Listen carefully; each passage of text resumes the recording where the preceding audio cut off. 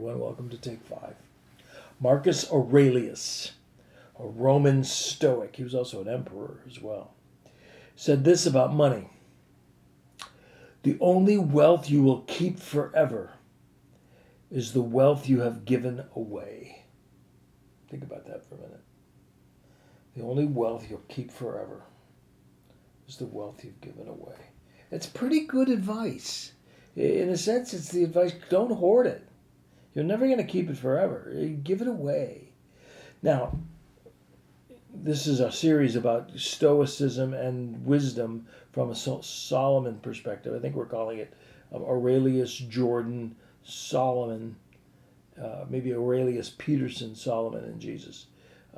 The Stoics have some wise things to say, and they sort of made a comeback in many people's thinking these days. And they do have some wise things to say, but they're always going to be temporally bound.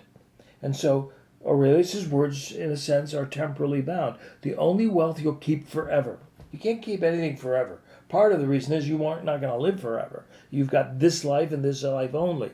The only wealth you'll keep forever is what you give away. So the limit of that is there is a forever. But the wisdom of that is give it away. Give it away. Now, Solomon, in his wisdom, will always bring a more God-centered, eternal perspective. And even when it comes to our responsibility with money. It's going to sound a little, somewhat similar to Aurelius, but there will be differences as well. Solomon is always balancing between wisdom and foolishness, even with the responsibility of money. When you think of the wisdom of money, Solomon, to summarize him, would say there should be a concern with your money in where you give it. A concern for family, a concern for loved ones, a concern for the needy. Money is about the other. Foolishness, on the other hand, would be there's only a concern for me, myself, and I. And so the fool is the one that tries to keep his money to himself and hoard it.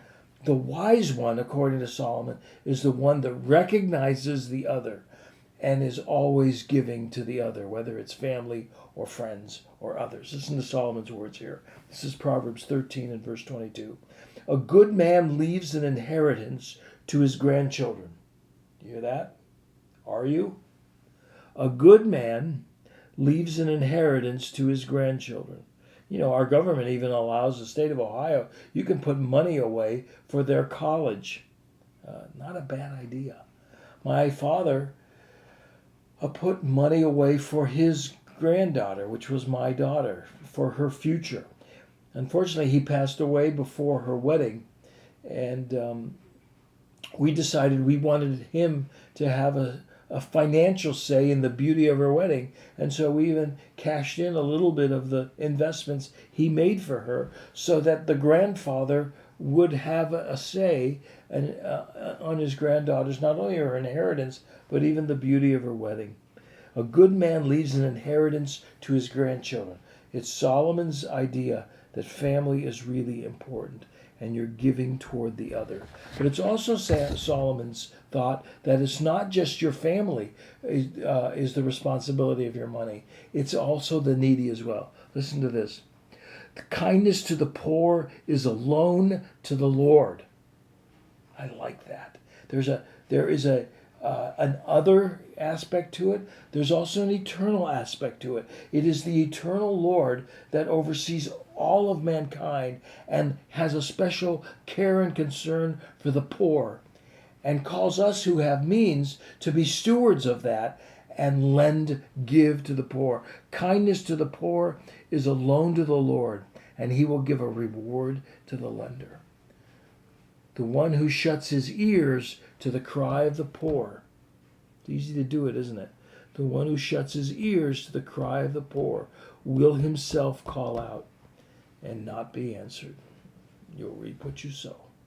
So on the one hand, the Stoics give some wise words regarding you can't keep your money forever.